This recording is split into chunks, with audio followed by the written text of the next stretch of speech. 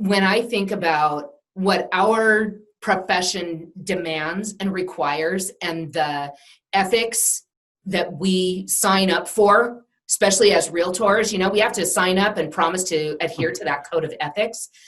And that is fair housing. Everyone is entitled to a good home. Everyone is entitled to a safe home. And when we hold the key to the knowledge to be able to take that young buyer who has never bought a home before to getting them into their first property and getting them down payment assistance, et cetera, or to be able to take that elderly person who has totally outgrown their house and their kids are gone. The kids don't, they're not coming back. They don't care about the property. They've moved on in their lives.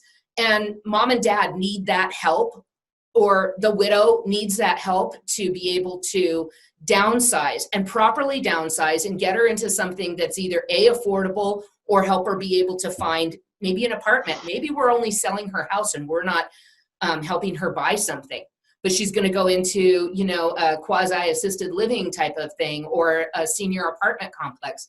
But it's like, that's our job, is to listen to what any of those clients need and help fill the need, not what we need, but what is their need. And that, to me, that's like, what, if you put your mind on that all day long, and sometimes the buyer is, they're well-to-do and they're going to go buy a vacation home. Hey, you know what? That's cool. That's our job too. Sometimes you've got somebody that they hit it big, and it's our job to go out and find them a couple $1 million property, and geez, we're having a great time, I mean, the sun is shining, but there are times that you got to dig deep and get gritty and really get into the trenches with people and find out who they are and what's going to work for them and what's not going to work for them, and care enough about them that their needs come first. Yeah. We're serving others.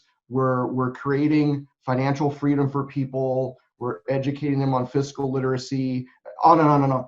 That's why on those cross quals, I tell the lender and realtors, which is the opposite of my business. My business, one of the stool legs, one of the pillars of lead generation is steal other buyers on cross quals, offer cross quals so that you can get leads. I'm like, I wouldn't want anybody in my database who would leave a lender that brought them a lot of value to come to me for an eighth better rate. If that's what they're looking for, I don't even want them. So why would I want to? Yeah, I wouldn't. We do have codes of ethics that we are supposed to adhere to. There is a fair housing law. There cannot be discrimination.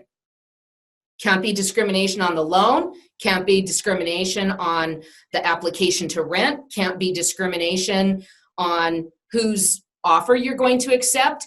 What matters is, do they qualify to buy? Do they qualify to rent? Are the numbers there?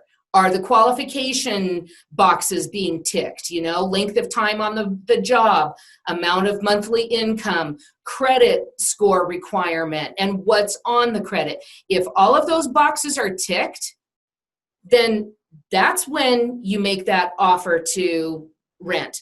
That's when you accept that person's offer. It's not because of the last name. It's not because of where they work, who they are, whether, what sex they are.